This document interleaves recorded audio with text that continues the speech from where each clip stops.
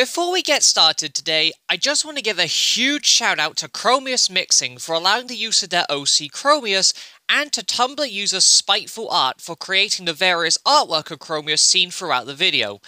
This video would not have been possible without their help. A link to their respective pages will be available in the description below. Most people who play Isaac have one or two completion marks that they hate with a burning passion. While the exact reasons for this vary wildly from player to player, there is a near unanimous community-wide agreement that by far one of the most grueling marks to achieve out of the 12 is the dreaded Greedier mark.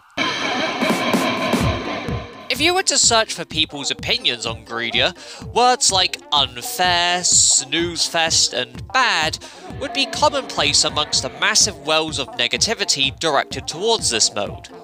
But how has a simple hard variant of a side mode garnered so much hate that it is often deemed one of, if not the worst, completion marks in the game? In today's video, we'll attempt to not only answer the question of why do people hate Greedier, but is Greedier really as bad as some people make it out to be?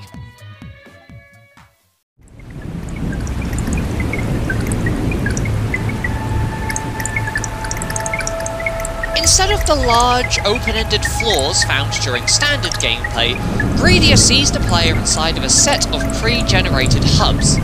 Each hub contains a 2x2 vertical arena with a button located in the centre, a silver and gold item room connected to the right, a curse room connected to the left, a 2x2 horizontal greed mode shop connected to the top, a super secret room located randomly on the floor, and finally, the exit door connected to the bottom. Before initiating the floor's combat, the player has the opportunity to gather whatever resources are scattered around the hub, after which they must head to the arena and activate the central button.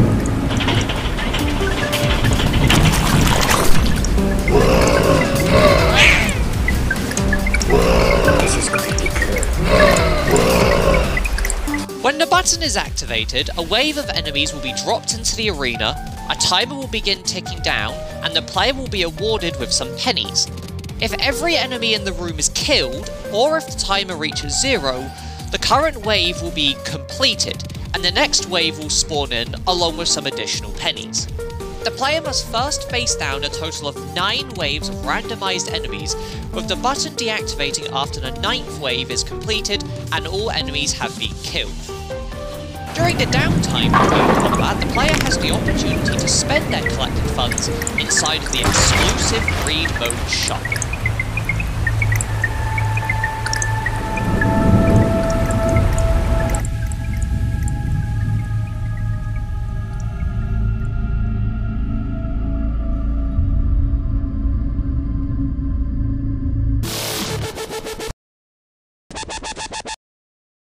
Check it out. Yeah.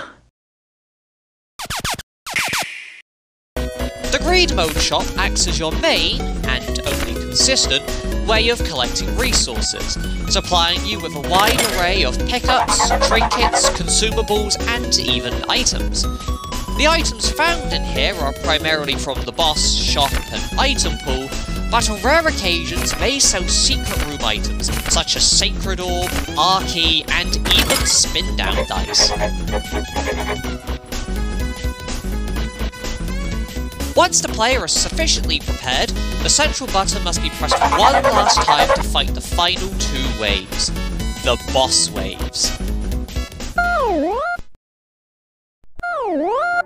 These waves follow the same rules as enemy waves, with the main differences being that bosses and mini-bosses must be killed instead, and each wave pays out notably higher than regular waves.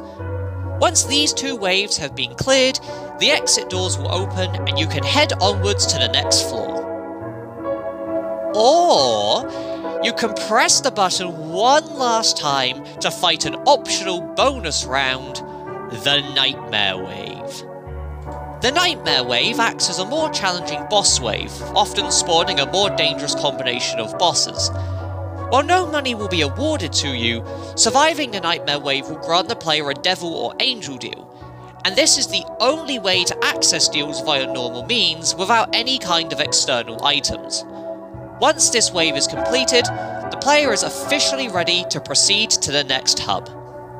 Before we move on, we do need to address a very important mechanic about the button. While in the midst of combat, the player can press the button down to cancel the timer and prevent more waves from spawning should things get out of hand. But be warned, however, as doing so will cause you to take a small amount of damage unless you are playing as one of the Lost variants. If this is the case, you will instead be awarded one less penny when you re-press the button to continue. With all the necessary information under our belts, it's time to finally analyse what exactly is so bad about Greedier.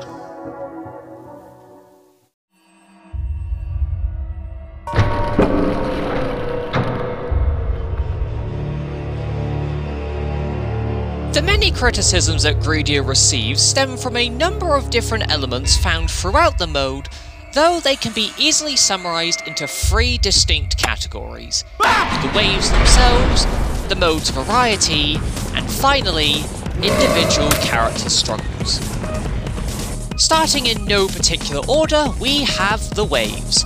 The waves have a number of small quirks that, when combined with Greedier's difficulty balancing, can prove to be incredibly overwhelming for even the most seasoned of basement dwellers.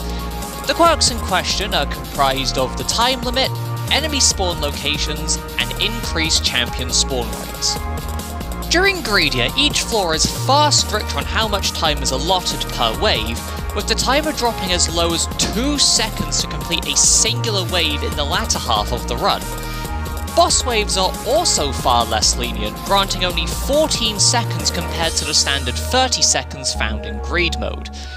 This means that during the middle to late stages of the run, or if the player's current build is underpowered, the amount of enemies present in the room will multiply and pile up at such a rapid rate that finding a single inch of safe ground to stand on becomes an impossibility, as the player is swarmed from all angles by a nigh unkillable horde. Whilst in the middle of combat, it is impossible to tell where exactly the next set of enemies will spawn in. Despite the developers going out of their way to make each wave's spawn locations as fair as possible, this lack of information often results with entire squadrons of enemies being dropped directly on top of you, and in more extreme cases can spawn enemies off-screen that snipe you for a cheap hit, with no possible way for you to tell where they were in the first place.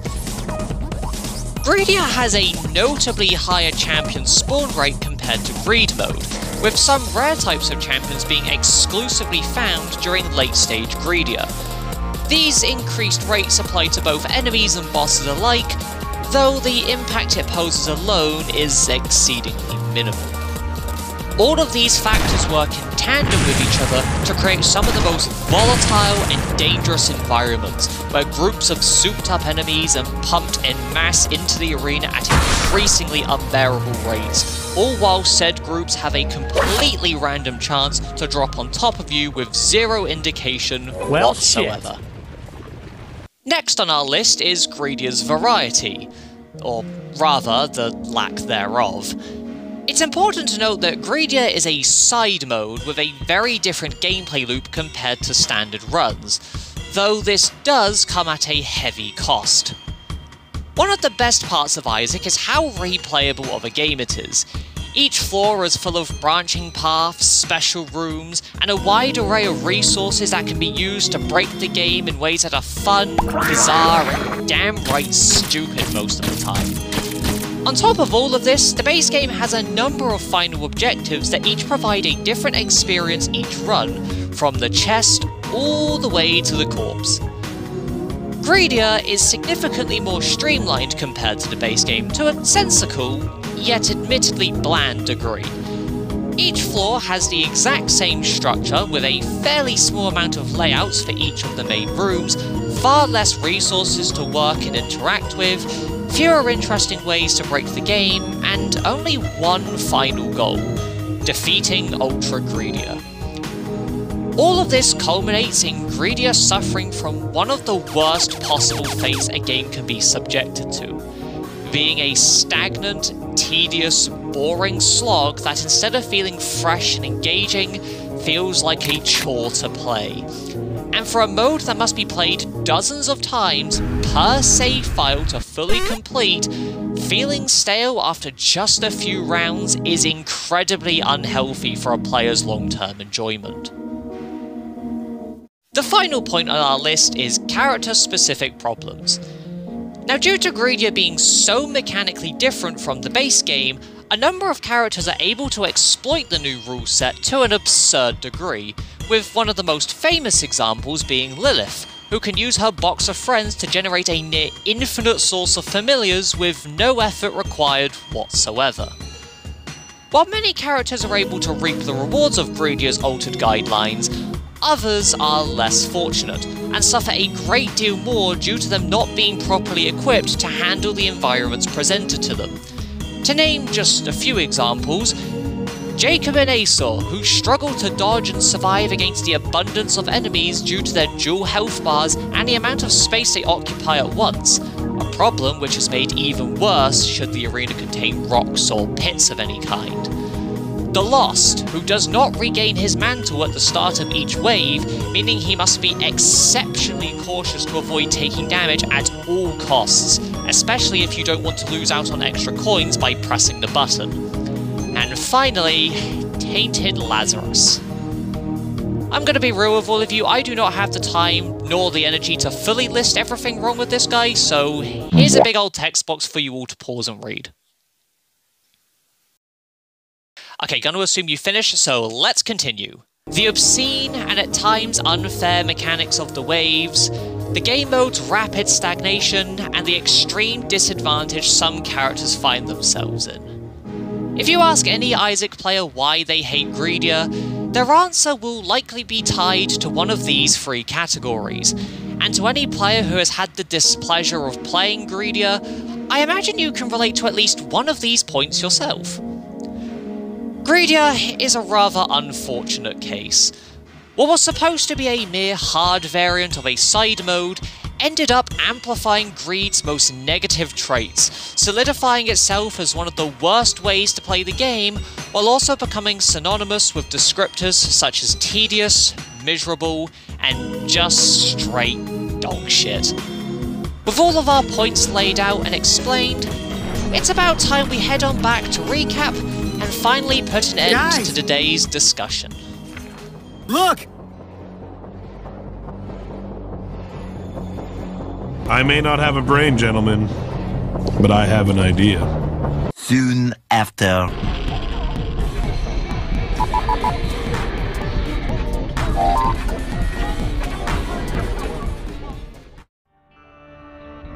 Before we finish today's video, I want to address and answer the final question that I asked during the intro. Is Greedier really that bad of a mode, or is the hate that it gets blown out of proportion? And in my honest opinion, the answer to that question is... yeah, it is kind of bad, actually. If I had to describe Greedier very simply, I would say it feels a lot like Isaac Light Edition. It strips almost everything that makes the base game interesting to play away, while coupling it together with annoying, and at times unfair mechanics, a gameplay loop that becomes stale due to the lack of available content, and the sheer disadvantage that some characters find themselves in. At the absolute best, Greedier is a tolerable mode that's biggest crime is being a generally mid experience, and at worst is one of the most miserable, soul-crushing ways to play Isaac, devoid of any of the charm or interaction that makes up the game in the first place. But, with all that being said, that's pretty much it for today. Thank you all for watching, remember to like and subscribe so I can buy some stronger mods for my door, and I will see y'all next time.